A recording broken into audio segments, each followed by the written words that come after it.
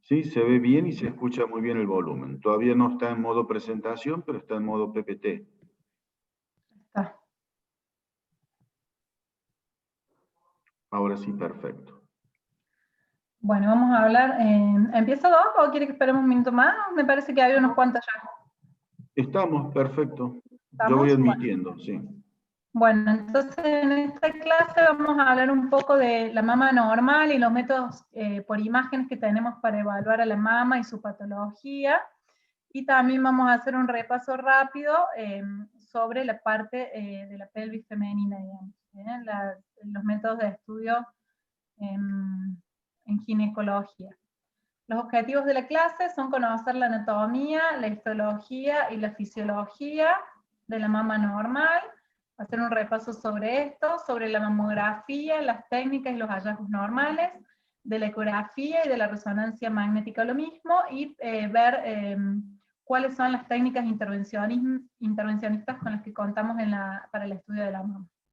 Como sabemos, en todos los mamíferos el desarrollo de la mama va a comenzar mediante la línea lactogénica que se llama, que es una línea embriológica que se extiende desde la axila hasta la región inguinal.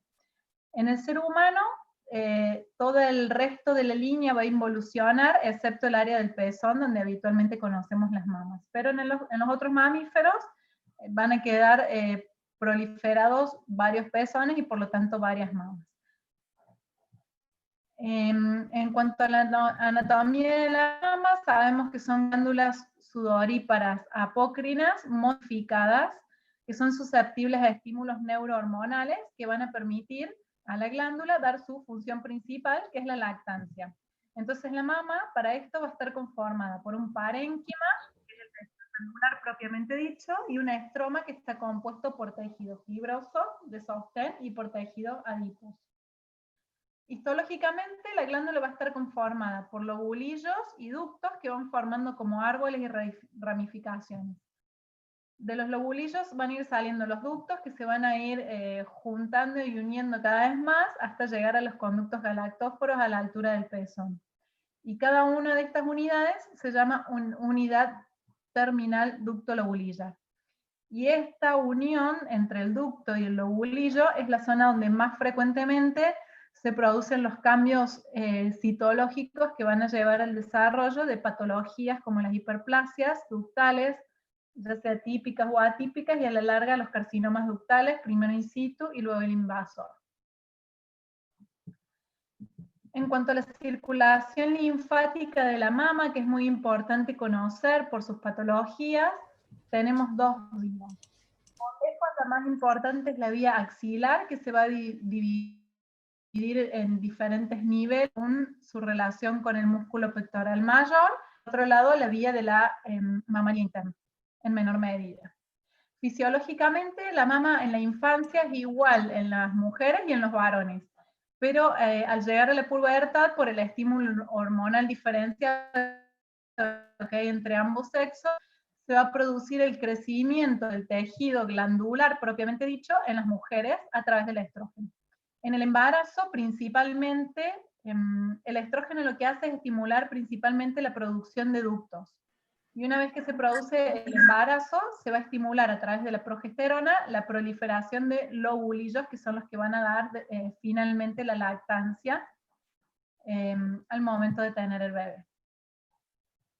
Tenemos varias técnicas para estudiar la mama y su patología. Por lejos, la principal va a ser la mamografía, pero siempre va a estar apoyada de otros métodos complementarios. El principal método complementario asociado a la mamografía es la eco, y luego tenemos técnicas especiales como la resonancia o el intervencionismo mamario para las circunstancias especiales. La mamografía, vamos a describir un poco la técnica de mamografía. Es importante que haya una compresión adecuada de la mama para que permite fijar la mama y disminuir el espesor de la misma. Por lo tanto, va a hacer que haya una mejor imagen y va a disminuir la radiación que se da a la paciente. Y permite un poco la separación de estructuras que se van superponiendo.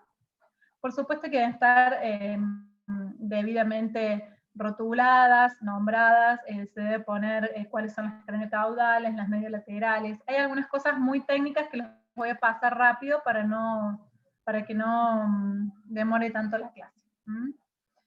Siempre se realizan 2 incidencias mamográficas, esto es muy importante. Hacemos las craniocaudales, que vendría a ser como si uno hiciera una imagen axial, y luego las mediolaterales oblicuas, que van a mostrar la mama en sentido longitudinal, y además se va a asociar a la imagen de la axila.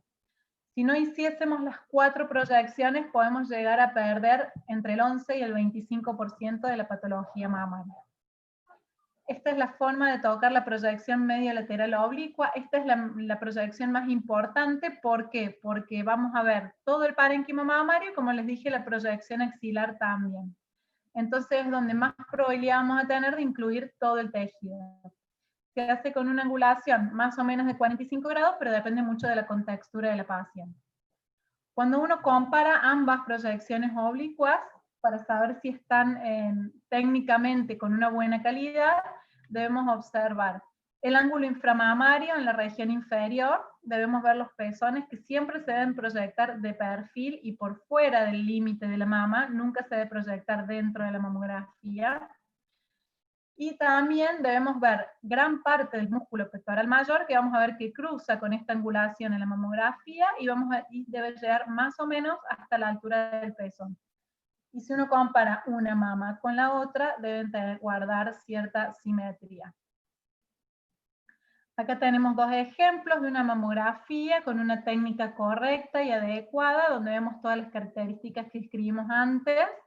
Y acá vemos una mamografía donde podemos observar que la proyección axilar no está adecuadamente incluida en la proyección mamográfica, por lo tanto acá vamos a perder gran parte del tejido de la cola de la mama y también de las patologías que se pueden presentar en la región axilar, como las adenopatías. En este caso, no sé si alguno quiere opinar, si pueden opinar, si tienen ganas. ¿Qué les parece esta mamografía?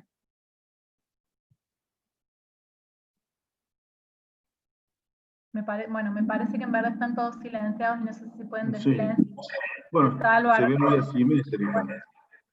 Se ve una asimetría, pero en realidad por eso es importante siempre recabar todos los antecedentes de la paciente. Esta es una paciente que tiene un síndrome de Poland, por lo tanto, no tiene pectoral mayor del lado izquierdo, así que esta mamografía está bien tomada, solamente que anatómicamente la paciente se presenta de esta manera. Por eso es importante conocer los antecedentes de la paciente al informar el estudio. La proyección craniocaudal también tiene sus criterios de calidad, donde se debe incluir todo el tejido mamario, como habíamos dicho, en una proyección axial, es decir, con el rayo que va desde cefálico hacia caudal. Se incluye tanto el tejido de los cuadrantes mediales como de los cuadrantes laterales de la mama. Se hace con una angulación de 0 grados, es decir, perpendicular a la paciente, y con el chasis horizontal localizado en el pliegue inframamario.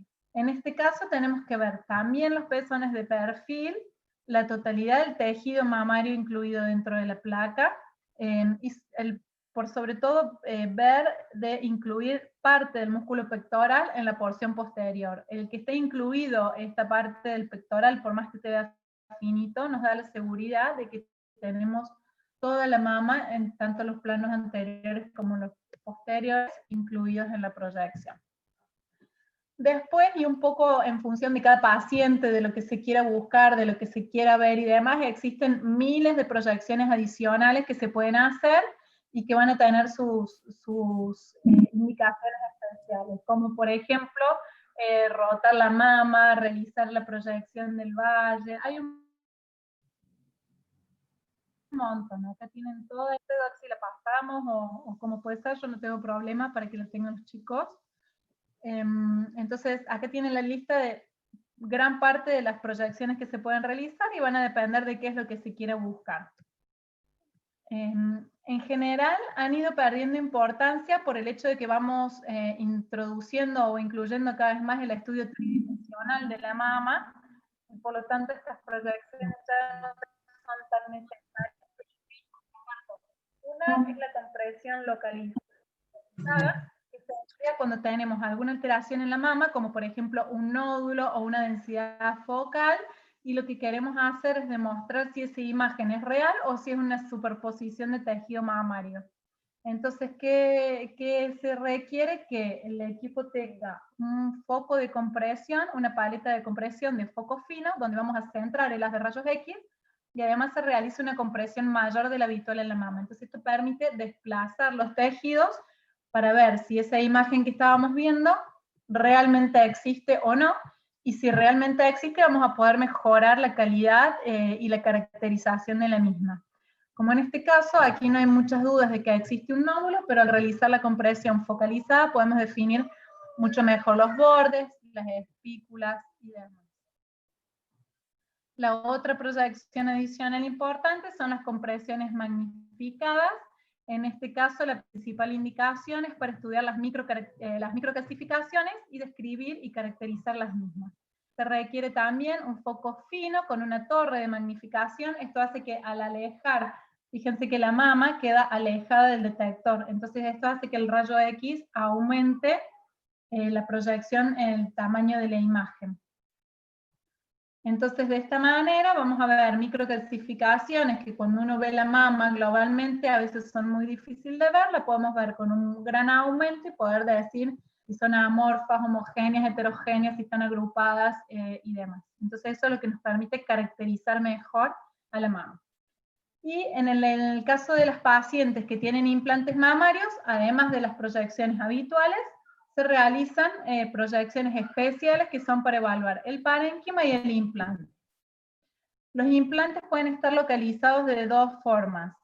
Uno, delante del músculo pectoral, es decir, retroglandulares. En este caso vamos a tener glándula, implante, músculo, y lo vamos a ver en las proyecciones oblicuas de esta forma. El músculo que va por detrás del implante mamario.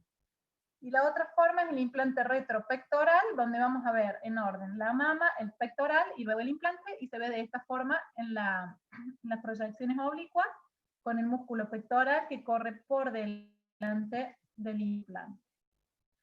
En la técnica estándar vamos a hacer la mamografía igual que las pacientes sin implantes, y en este caso va a incluir, o vamos a ver en la placa, la totalidad del implante y parte del tejido mamario que nos permite ver.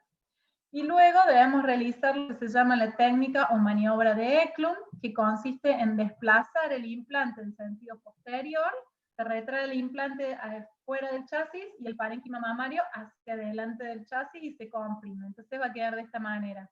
El tejido mamario comprimido entre el chasis y la placa de compresión, y la prótesis por fuera comprimida contra la pared torácica de la paciente. Esto nos va a permitir evaluar en mejor medida el parénquima mamario, que ya no queda tan comprimido delante del pectoral.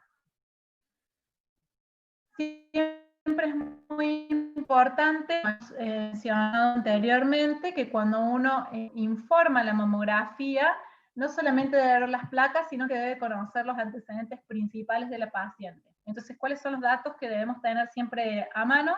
La edad de la paciente, cuál es el motivo de consulta, porque no es lo mismo una paciente que viene a una screening que a una mamografía diagnóstica porque se palpa un nódulo o porque tiene secreción por el pezón. Siempre, bueno, la fecha del último estudio, y si lo tiene, poder compararlo mucho mejor. Datos ginecológicos como la fecha de última menstruación, si está en menopausia, si tuvo lactancia, si tiene terapia de reemplazo hormonal, si amamantó, si tuvo hijos, si tuvo cirugías mamarias, si tuvo, por ejemplo, si tiene lesiones de piel, la vamos a dibujar en la mama porque a veces pueden proyectarse como nódulos en la mamografía. Los antecedentes personales de patología mamaria y los antecedentes familiares de la paciente respecto de cáncer de mama. ¿Cómo vamos a interpretar la mamografía? Lo vamos a hacer siempre en espejo, comparando ambas proyecciones lado a lado, ¿sí? Entonces vamos a ver las proyecciones cráneo-caudal y la medio-lateral globalmente. En ambas vamos a describir la piel, el complejo areola-pezón, la grasa preglandular, luego el tejido mamario, la grasa retroglandular y la región axilar y el músculo pectoral. De la misma manera en las proyecciones cráneo-caudales. Siempre es importante, si contamos con los estudios previos, poder compararlos de esta manera. Los colocamos igual y comparamos año a año. siempre comparamos desde arriba hacia abajo, buscando imágenes que sobresalgan, sobre todo por la simetría, es lo primero que nos va a dar la pauta de que existe alguna alteración. Esta está bastante fácil, pero resalta a la vista la simetría que existe ante la presencia de este nódulo. Aquí tenemos otro caso donde podemos ver las imágenes. En este caso tenemos un parénquima glandular bastante más denso que el anterior. Tenemos acá un grupo de microcalcificaciones, que esto sería interesante poder caracterizarlas mejor. Si bien uno cuenta con las lupas de aumento en la workstation del mamógrafo, no es lo mismo que tomar directamente la proyección magnificada. Y además de esto, tenemos la presencia de tejido glandular accesorio en ambas axilas. Entonces, fíjense cómo hemos ido viendo toda la mama, desde arriba hasta abajo, y siempre comparando lado a lado, es lo primero que nos va a dar, o lo que más fácilmente nos va a dar, de que algo que está acá y algo no está acá, entonces eso es el primer signo de alarma. Entonces, como dijimos, fíjense la diferencia entre comparar o ver una microcalcificación en una proyección habitual que en una proyección magnificada. Acá vemos más cantidad de microcalcificaciones, vemos mejor sus características de bordes, su radiodensidad, entonces las podemos describir mucho mejor. Y luego, una vez que uno ya evaluó la mamografía y sacó sus conclusiones, las vamos a plasmar en el informe a través del famoso BIRATS. El BIRATS nació como una necesidad de estandarizar los informes entre radiólogos, mastólogos y el resto de los médicos que se dedican a estudiar la mama, y lo que hace es establecer un grado de sospecha que tenga ese estudio, ya sea mamografía, ecografía o lo que sea. Y además, no solo permite, digamos, permite la toma de decisiones y sugiere, digamos, el radiólogo quien sugiere cuál es la conducta que se debe seguir con la paciente. Entonces, las categorías van del 0 al 1, donde vamos a tener el BIRATS 1, son las mamas normales, no encontramos ningún hallazgo. Los BIRATS 2 son las mamas que encontramos hallazgos, pero que sabemos que son benignos. Por ejemplo, las que tenemos las calcificaciones vasculares, las de hilos de suturas, quistes. Al ser macrocalcificaciones sabemos que 100% son benignas, entonces esas son 2. La categoría BIRATS 3 es la que es sugestiva de benignidad. Es una imagen que por sus características dice que lo más probable es que sea benigna, el 98% de ellas son benignas, y en el caso de la mama van a ser, por ejemplo, nódulos redondeados de márgenes bien definidos. La categoría BIRATS 4 es cuando empezamos a tener en las imágenes algunos signos de sospecha. Por ejemplo, que un nódulo sea lobulado, que los bordes no estén del todo definidos, o que estén irregulares, que estén ocultos, en el caso de las microcalcificaciones agrupadas, como habíamos visto antes. Y esta categoría se divide en 3 grados de sospecha según el valor predictivo positivo de las características que encontremos de esas lesiones. Y las imágenes que se categorizan como BIRATS 5 son las que tienen alta sospecha de malignidad, son las imágenes típicas de cáncer, por ejemplo, un nódulo espiculado, y más sobre todo si se asocia a microcalcificaciones heterogéneas. El 95% de esas imágenes van a corresponder a un tumor. La categoría BIRATS 6 se usa cuando una paciente ya está diagnosticada, es decir, un nódulo que ya se biopsió o que ya se operó y demás, pero que sigue todavía en estudio, y por lo tanto se categoriza como BIRATS 6, es decir, acá no hay grado de sospecha porque ya está confirmado el diagnóstico. Por ejemplo, una paciente que tiene un tumor grande, que ya se biopsió, es cáncer y está haciendo terapia neoadyuvante prequirúrgica. Cuando uno va siguiendo cómo va evolucionando el tumor con la quimio, en ese caso se lo considera un BIRATS 6. Y la categoría BIRATS 0 es cuando tenemos alguna imagen que no podemos concluir por ese método solo, por ejemplo, una imagen en la mamografía, y que con la mamografía sola no nos permite definir la categoría en la que queremos poner en la imagen. Por ejemplo, un grupo de microcalcificaciones en una proyección habitual, y queremos pedir una proyección magnificada para verlas mejor, le vamos a poner un BIRATS 0, porque requerimos más estudios. Una imagen nodular en mamografía, por ejemplo, que no sabemos si es un nódulo o si es un quiste y queremos ver y para eso pedirle una eco, le vamos a poner un BIRAT 0. Para eso sirve el BIRAT 0. No establece un criterio de sospecha de las imágenes. Y lo otro que tenemos que describir en la mamografía es el ACR. El ACR hace la densidad de la mama.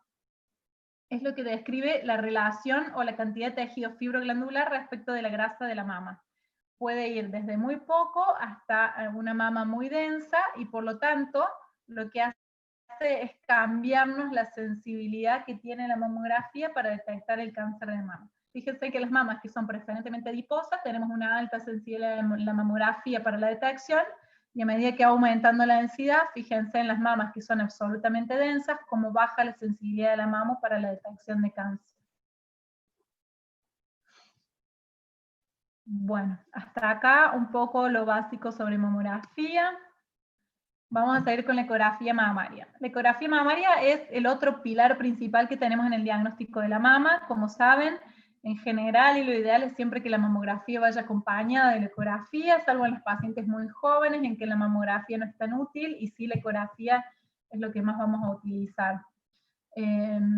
La desventaja, aunque relativa, es que es un estudio que es operador dependiente. Siempre es importante que usemos transductores de alta frecuencia, no menos de 12 MHz, mientras más frecuencia mejor, con una resolución espacial que sea menor de 1 milímetro. Igual que la mamografía, tenemos que recabar todos los antecedentes de la paciente para saber con qué nos podemos encontrar en la mama, ¿sí? Y si la paciente tiene el conjunto de mamografía y ecopay al mismo tiempo, siempre es importante que se haga primero la mamo, la vemos, y después hacemos la ecografía para poder ver alguna imagen en la mamografía que nos diga que tenemos que orientar específicamente la búsqueda cuando realizamos la ecografía mamaria. Entonces, ¿cómo hacen la ecografía mamaria? Hay un montón de formas de hacerla, cada uno puede adquirir su forma que le parezca más cómoda, más fácil, más práctica. Lo importante es que nunca nos quede nada sin estudiar. Yo, por ejemplo, personalmente utilizo el plano radial, voy empezando por la hora 12, de afuera para adentro, y voy siguiendo toda la hora y recorriendo toda la mama, luego estudio el complejo areola pezón y al último la axila, y lo mismo del otro lado. Se pueden hacer transversal, vertical, de la forma que más les guste. Lo importante es que esté todo el parénquima mamario estudiado, el complejo areola pezón y las axilas nunca olvidarse. En cuanto a la anatomía ecográfica, es bastante simple. Recuerden que al tener a la paciente acostada, generalmente nos queda una mama bastante plana, depende de la paciente, por supuesto, donde vamos a encontrar, en primer término, la imagen ecogénica que corresponde a la piel. Luego vamos a ver los ligamentos de Cooper, que son como líneas finas que tienen formas de cárpitas, para que se den una idea. Acá se ven mucho más claramente. Entre la piel y los Cooper van a tener la grasa preglandular. Por detrás de los Cooper van a tener el tejido mamario propiamente dicho, que según las pacientes va a tener diferentes características. Puede ser más bien adiposo, más bien glandular, homogéneo, heterogéneo. Va a cambiar si la paciente está en lactancia y así sucesivamente. Y al último, en la parte más profunda, vamos a ver el músculo pectoral que nos separa de la parrilla costal. Acá, como habíamos dicho, van a ver las diferentes características de composición del tejido mamario según las pacientes. Puede predominar el tejido graso, vamos a ver la mama más hipocogénica, o puede predominar el tejido fibroglandular y vamos a ver una mama más ecogénica. También tenemos que estudiar el complejo areola pezón. Como ven acá, es el sector donde van a confluir todos los conductos galactóforos. Muchas veces es difícil porque el pezón es una zona muy fibrosa, entonces uno al apoyarse encima del pezón hace toda una sombra acústica por detrás. Pero hay que tratar de ir rodeándolo y buscando para que en todas las proyecciones vayamos viendo por debajo del pezón, o si no, se pone como un colchón de gel arriba del pezón y apoyamos el transductor flojito arriba del gel, es decir, sin tocar la mama, con un colchón de gel, y eso nos va a permitir estudiar bien la zona retroareolar. No olvidarnos nunca de la axila, donde vamos a ver los ganglios. Los ganglios en la axila tienen la característica de que a veces son muy grandes, a veces miden 2, 3 centímetros y llaman la atención por el tamaño. Pero no nos importa tanto acá el tamaño, sino sobre todo cómo está su arquitectura. Es decir, que tengan su corteza hipocogénica con el hilo graso central y que esa corteza no esté engrosada, ¿sí? Esta es más o menos la forma habitual de los ganglios. Ahora, si tenemos un ganglio como este, que es redondeado, hipocogénico, que no tiene hilio, o que tenemos un engrosamiento cortical muy grande, siempre va a ser una adenopatía sospechosa. También en ecografía vamos a estudiar los implantes mamarios. Este es el método para estudiar los implantes mamarios, ya que la mamo, más que la cápsula externa, no podemos evaluar. Donde vamos a ver, de la misma forma que habíamos dicho para la mamografía, vamos a colocar el transductor en la región de la axila de la paciente en este sentido y vamos a poder ver cuál es la dirección del músculo pectoral. Si pasa por encima del implante o si va por debajo del implante, entonces vamos a tener prótesis retropectorales o retroglandulares respectivamente. El implante debemos verlo con la línea ecogénica que representa la cápsula interna, que va a estar rodeada de la cápsula externa que genera el cuerpo de la paciente. Y el contenido del implante debe ser anecogénico, homogéneo en toda su extensión, es decir, como un quiste. Si vemos ecogenicidades, ya sea difusas o lineales dentro del implante, debemos sospechar la ruptura del mismo, como en este caso. Y luego vamos a tener la paciente que está en lactancia, vamos a ver mucho cambio en la ecografía, vamos a ver una mama que se ve mucho más densa, llenas de ductos que se extienden no solamente en la zona retroareolar, sino hacia la periferia de la mama también. Bueno, hasta acá lo básico de ecografía mamaria. La resonancia magnética es el otro método por imágenes que contamos para estudiar a la mama. Este va a ser un método que es siempre complementario después de la mamo, después de la eco, y por supuesto, ni hablar que el examen físico. No se hace a cualquier paciente y tiene indicaciones muy específicas. Tiene una altísima sensibilidad y especificidad. Muchas veces se le ha dado como una mala fama respecto de su especificidad, pero en general la mayoría de los falsos negativos que tiene es porque no tiene una indicación muy adecuada. Y sí es muy importante destacar que la principal ventaja o la principal fortaleza de la resonancia mamaria es su alto valor predictivo negativo. Esto quiere decir que cuando una paciente tiene una reso de mama normal, puede quedarse prácticamente tranquilo de que no va a encontrar cáncer en esa mama. En cuanto a la resonancia, tenemos dos modos o dos formas de estudiarla, si se quiere, o dos indicaciones que nos van a separar cómo tiene que ser la técnica del estudio. Si queremos estudiar la glándula, el parénquima y las lesiones de la mama propiamente dicha, o bien si queremos hacer el estudio de los implantes mamarios. ¿Cuáles son las indicaciones de la resonancia mamaria? Son muy específicas y son estas, y no más que estas. No debería solicitarse una reso por otra cosa. Son la extensión de un tumor local en el preoperatorio, es decir, la estadificación, la detección de residuos en mamas ya tratadas, la detección de neoplasias ocultas cuando hay axila positiva y no vemos nada en la mama y en la eco, cuando se va a reoperar una paciente cuyo margen quirúrgico le dio positivo, cuando una paciente está en quimioterapia neoadyuvante, la screening en pacientes de alto riesgo, como son las que tienen BRCA1 y 2, el estudio del carcinoma in situ, la evaluación de implantes, como dijimos antes, y otras situaciones especiales que tienen que estar muy bien indicadas y saber muy bien qué estamos buscando, porque eso es lo que da muchas veces los falsos positivos que tiene la reso. Es muy importante como requisito técnico que sea un resonador de alto campo, 1.5 Tesla y con bobinas específicas para mama. No se debe hacer la resonancia en resonadores abiertos o que no tengan un campo magnético mínimo de 1.5, sí, obviamente si es 3 Tesla mucho mejor, pero 1.5 está bien. Las bobinas y la administración de agentes de contraste. Acá vamos a parar un minuto y vamos a decir lo siguiente.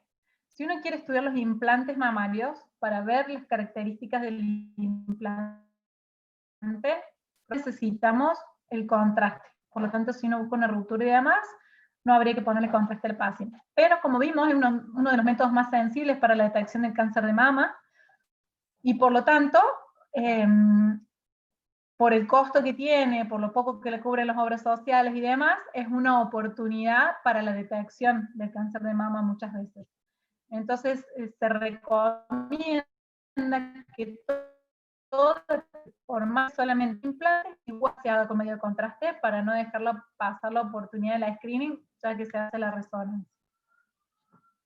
Es muy importante programar el estudio de resonancia magnética dependiendo de la paciente. Si es una paciente posmenopáusica, que no esté hormonalmente activa, no vamos a tener tanto problema, pero si es hormonalmente activa, sí, porque esto hace que el estímulo hormonal, según la semana del ciclo en que se encuentre la paciente, va a hacer que el realce parenquimatoso de fondo sea mínimo, moderado o severo, como ven en las imágenes acá abajo. El BPE o realce de fondo es a la resonancia, lo que el ACR que vimos hace un ratito es a la mamografía. Nos habla de la densidad de captación del parénquima mamario en la resonancia, ¿sí? No refleja la cantidad de tejido glandular, porque puede la paciente tener un montón de tejido glandular, pero que no realce tanto, y eso depende mucho del ciclo hormonal.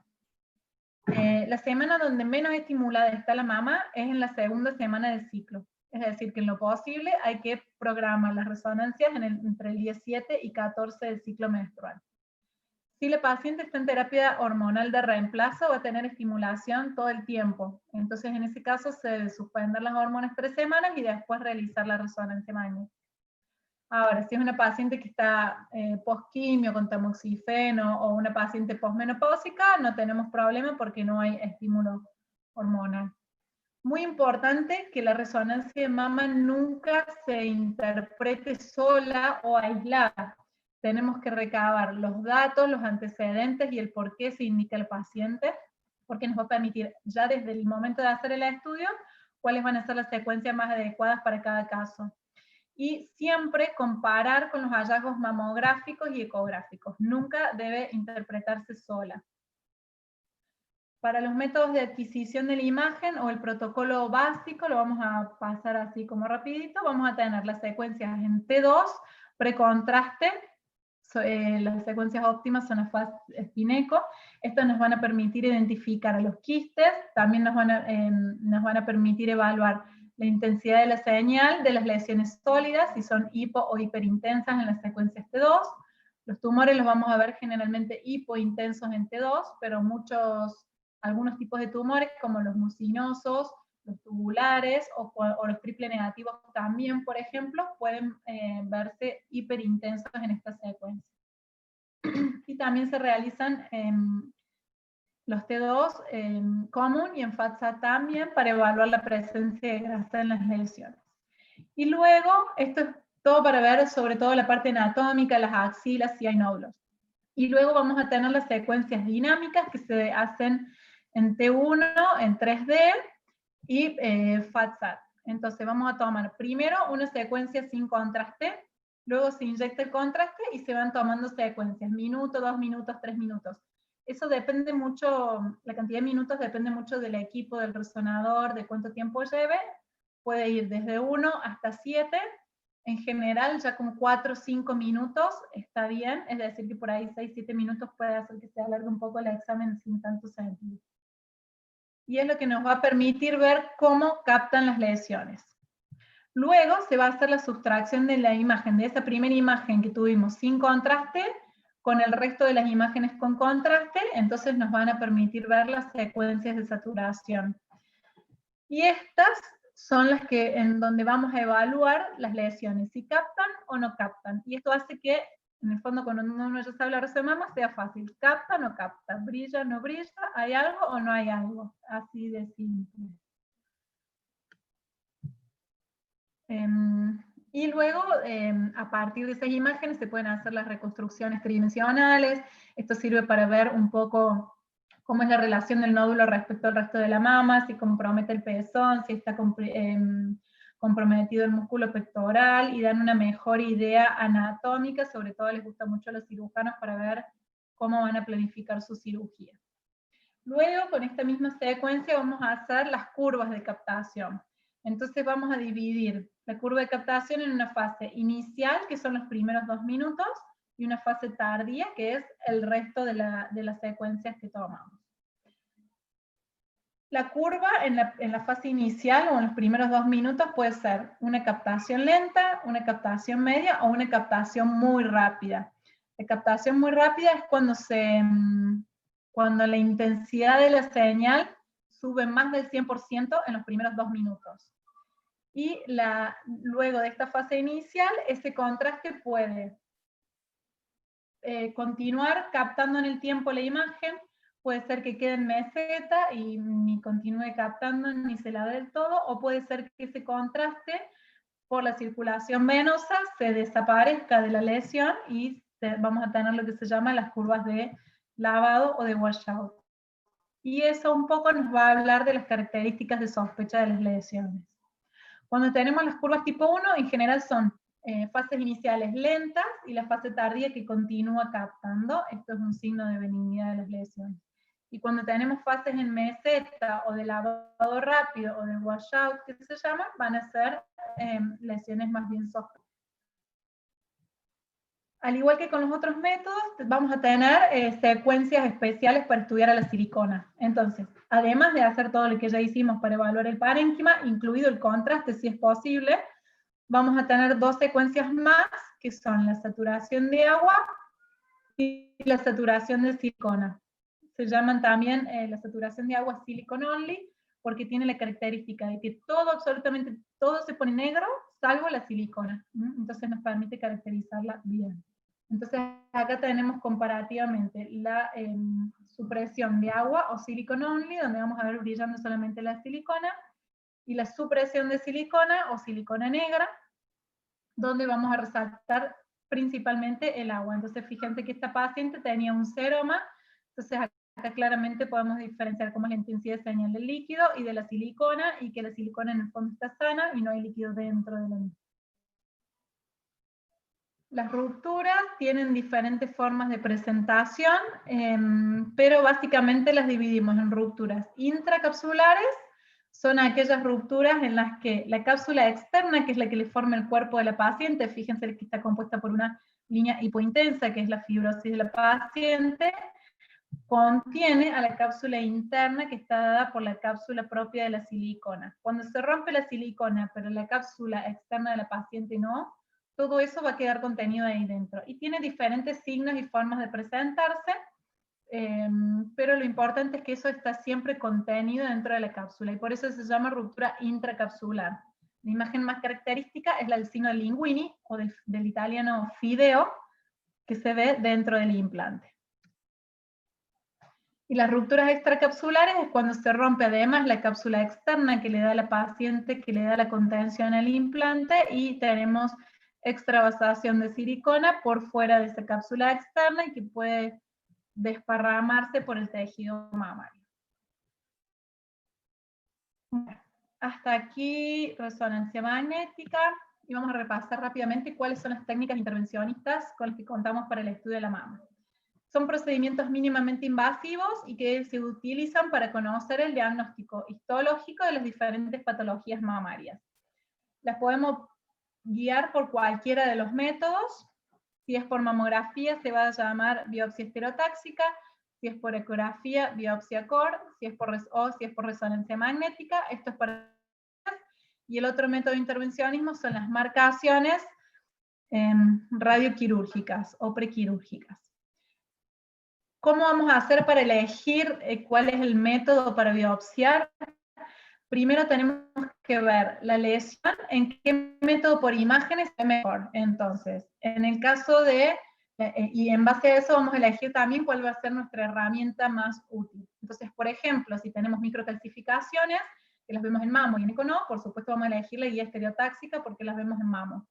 Y entre elegir un sistema de vacío o una aguja de corte, siempre el sistema de vacío va a tomar mejor calidad de muestras, por lo tanto va a ser lo preferible. Obviamente acá empieza a jugar todo el tema de obras sociales y demás, si cubre, si no cubre, pero esa es la forma ideal y la forma en la que uno debe la biopsia. Si es un nódulo y lo vemos mejor por ecografía, la paciente incluso va a estar más cómoda, no tenemos subestimación de las lesiones cuando hacemos biopsias con aguja de corte guiada por ecografía, es mucho más rápido, tiene menos complicaciones, por lo tanto va a ser el método de elección. Ahora, Si es una imagen que no la vemos en mammo, no la vemos en eco y solamente se ve por resonancia, como las MRI only que se llaman, son muy pocas y casos muy específicos, y en ese caso es la única indicación de hacer una biopsia por resonancia. Entonces, también depende mucho de las habilidades del operador y demás, pero como concepto general tenemos que decir, de todas las alternativas que tenemos para biopsiar esta lesión, ¿cuál es el método menos invasivo para el paciente? ¿Cuál es el menos costoso? ¿Cuál es el método más cómodo? Y considerando esto con cuál va a ser el tipo de lesión a biopsiar, vamos a decidir cuál es el mejor método para la paciente. Aquí tenemos un poquito los diferentes métodos de biopsia. Esta es una biopsia estereotáxica dirigida por mamografía. En este caso está hecha en una cama prona. En una cama prona lo hacemos con la paciente sentada en una silla especial, es lo mismo. Y dijimos que tenemos dos tipos de agujas. Las agujas de corte, que dan estas muestras finititas, y las agujas por sistema de vacío, que dan estas muestras gordas. Por supuesto que la calidad de la muestra es mucho mejor cuando utilizamos el sistema de vacío. Acá tienen comparados los diferentes calibres de agujas y cómo salen las muestras de las diferentes agujas. Aquí tenemos cómo se hace una biopsia por ecografía, se hace con aguja de corte, se puede hacer con sistema de vacío, pero en este caso, como uno ve siempre que la aguja esté dentro del nódulo, no lo necesitamos, es un método que es muy caro, con la aguja de corte nos va bien en este tipo de biopsias. Entonces guiamos la aguja hacia la lesión a través del transductor, corroboramos que la muestra esté tomada dentro del nódulo y demás. Y luego tenemos las biopsias bajo resonancia, pero es un método que es costosísimo, engorroso, lleva mucho tiempo. Nadie que sea dueño del resonador quiere perder 1 hora y media o parar 1 hora y media el resonador para hacer un estudio. Entonces, tiene un montón de contras en ese sentido de costo y tiempo.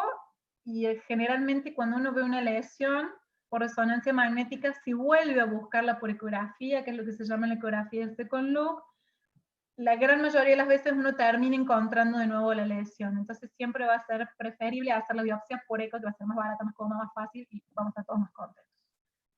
Y lo otro que teníamos son las marcaciones radioquirúrgicas, que en este caso es una guía para el cirujano al que le vamos a poner diferentes materiales que van a indicar dónde está la lesión cuando estas no son palpables. Entonces, por ejemplo, acá tenemos un grupo de microcalcificaciones muy pequeñas, que si se fijan estaba en uno de los, ponemos así una placa como grillada, arriba tiene letras y el costado tiene números. Entonces uno dice, bueno, las micros están en A4 o AB3, por ejemplo. Entonces sabemos que tenemos que colocar el arpón en ese lugar. Luego, por guía estereotáxica, sabemos cuál es la profundidad, le queremos introducir el arpón, y acá tenemos puesto, en este caso, arpón, que es lo que más utilizamos nosotros, pero puede ser marcación con SNOL, con tecnesio, con carbón, hay diferentes tipos de arpones y hay muchas formas, pero más o menos son todas iguales el método de guía. Y luego, una vez que el cirujano lo operó y sacó el arpón con la lesión, nos manda la pieza de radioquirúrgica para que podamos corroborar que toda la lesión que uno había marcado esté en la pieza, y el cirujano se puede quedar tranquilo de que sacó toda la lesión. Lo mismo podemos colocar guiado por ecografía y también por resonancia magnética en el caso que sean las lesiones MRI.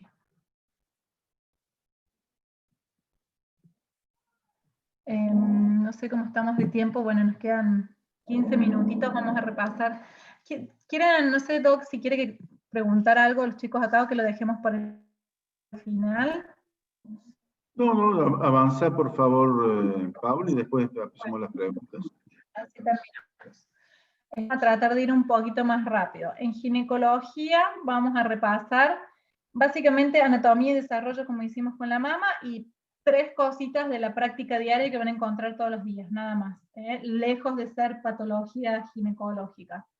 Embriológicamente sabemos que los órganos genitales derivan de los conductos de Müller, que son 2, que se van a fusionar y que van parcialmente, y que van a dar lugar a la formación del útero, y la parte que no se fusiona lugar a la formación de las trompas.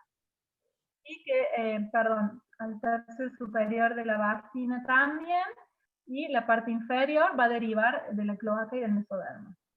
Anatómicamente el útero está compuesto por el cuerpo, el cuello, las trompas, y luego vamos a tener relacionados a ellos los ovarios, a través de la fimbre y la vagina en el cuello del útero. Respecto del resto de los órganos pelvis, vamos a tener que el útero se relaciona hacia adelante con la vejiga y uretra, hacia posterior con el recto, y estas relaciones van a estar distintas según la forma que tenga el útero, si es FNBF, FNRBF o demás, va a ser cómo se comporta.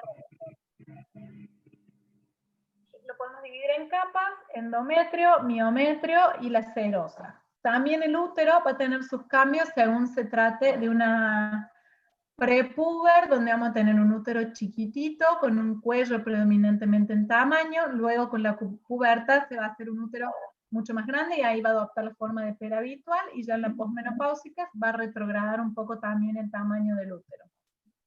De la misma forma vamos a tener cambios a lo largo del ciclo menstrual, sobre todo en el endometrio, donde vamos a ver la primera fase, que es la fase proliferativa, es la inmediatamente postmenstrual, está regulada por estrógenos. Entonces acá vemos que el endometrio empieza a crecer, tenemos un endometrio finito y ecogénico.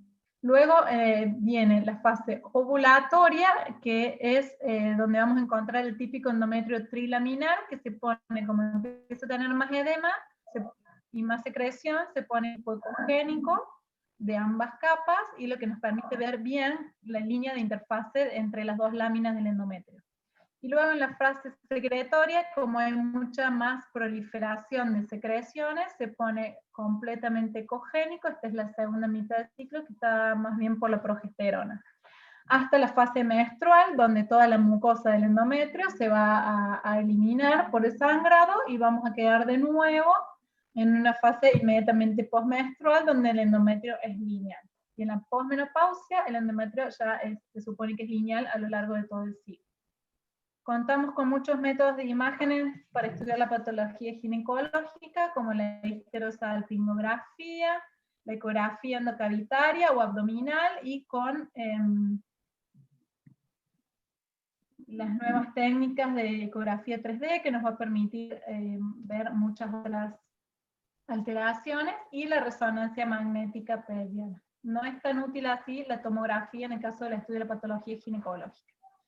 Acá tenemos, por ejemplo, una histerosalpingografía, donde vemos un útero bicorne.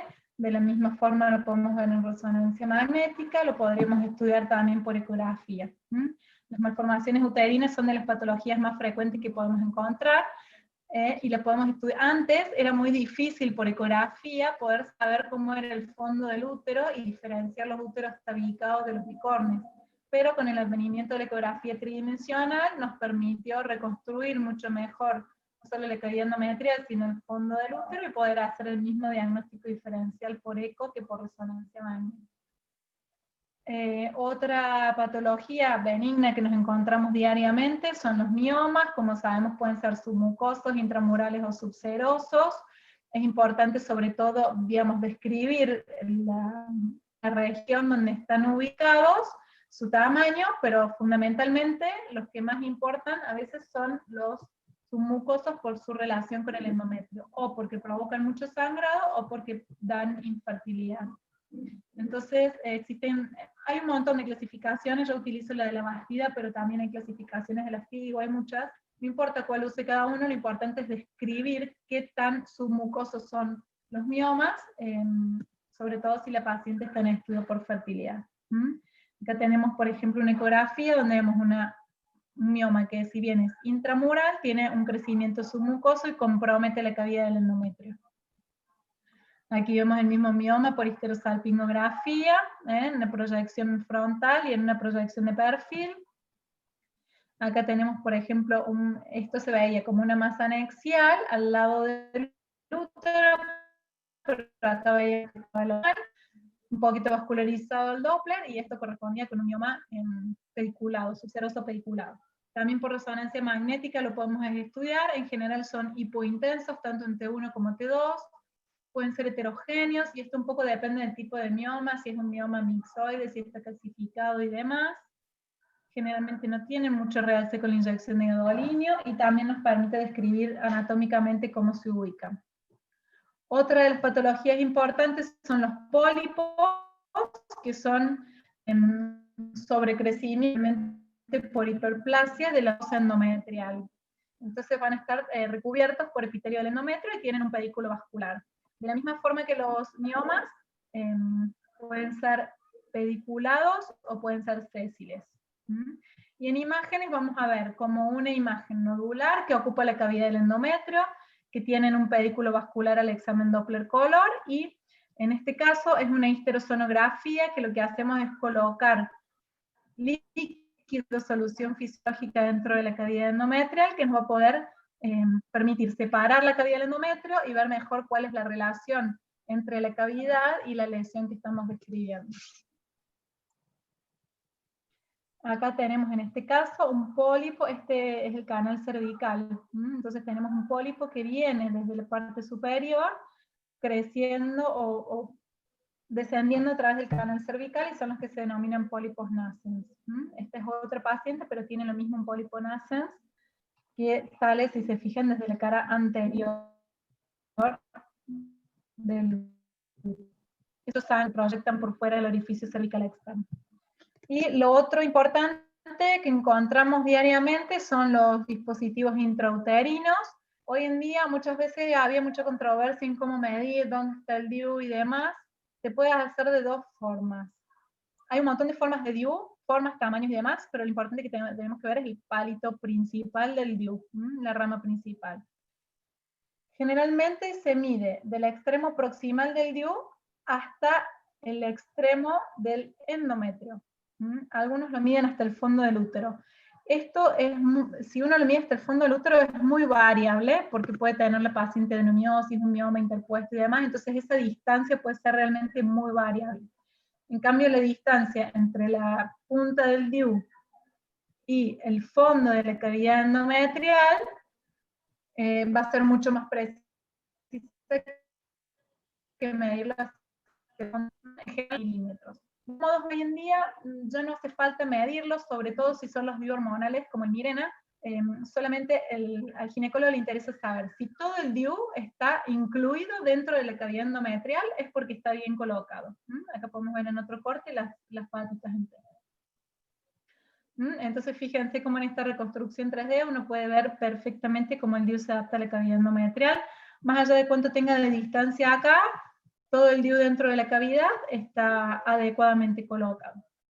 Y una de las cosas que puede pasar, si la paciente refiere que tiene un DIU, pero ustedes no lo encuentran por la escuela migra, a veces los ginecólogos lo colocan un poco introducido en el miometrio, y después luego el mismo peristaltismo del útero lo termina de expulsar, y pueden quedar localizados fuera del útero. Bueno, muchas gracias, espero no haberlos aburrido porque se hizo largo, y no sé si quieren preguntar algo, lo que quieran. Si alguien puede abrir los micrófonos. No, muy bien la charla, muy lindo, muy linda la charla. Pueden habilitar los micrófonos todos y hacer las preguntas. Yo te quería consultar acerca de la mamografía con contraste, que empezó como algún protocolo, hará unos 4 o 5 años, y cómo va, porque cuando hacemos tomografías, vemos que los tumores toman contraste en las tomografías, que es rayos X, por supuesto. Claro. Entonces, la mamografía con contraste, ¿en qué estamos hoy? Claro, la TAC lo que no permite es por ahí caracterizar la lesión, los bordes y todas esas cosas que nosotros estudiamos en la mama. La mamo con contraste viene a ser la versión económica de la resonancia magnética, digamos, porque al igual que en la resonancia podemos ver cómo captan las lesiones, se puede hacer una especie de curva de captación también, pero a diferencia de la TAC nos va a permitir, al igual que la mamo, ver mucho mejor los bordes y demás. Es parecido a la reso porque se hacen también secuencias de sustracción, en donde uno ve las lesiones que realzan separadas del resto. Así que vendría a ser como la versión económica de la reso. De la resonancia. Bueno, está en pleno estudio, la verdad que hay pocos lugares y pocos centros donde se tenga la mama con contraste y demás, pero bueno, tiene su utilidad muchas veces, por ejemplo, en centros que no cuentan con la resonancia magnética y que se tienen que estadificar, tiene indicaciones o apunta a tener indicaciones similares a la resonancia magnética en lugares donde no se dispone de la reso. Claro. Perfecto. No hace falta nada en el hardware, es todo software. Pobres, le dicen algunos. Claro, es solamente software, no hay nada de hardware porque es el mismo equipo. Claro. Es solamente un software, perfecto. Solamente agregar la bomba de inyección. La bomba de inyección, exactamente. Bueno, ¿hay alguna pregunta para la doctora Tiscornia, para Paula? No sé, no puedo ver el chat, Doc, digo por ahí, no sé si alguien habrá hecho alguna pregunta escrita, no sé si se lo ve. Tengo una pregunta. Sí. Sí, para diferenciar, digamos, pues a veces capaz que hay datos clave, digamos, entre los miomas subserosos, quizá un poco pediculados, y los pedículos endometriales, los pólipos. Si hay algún dato clave para diferenciarlos cuando capaz se parecen bastante.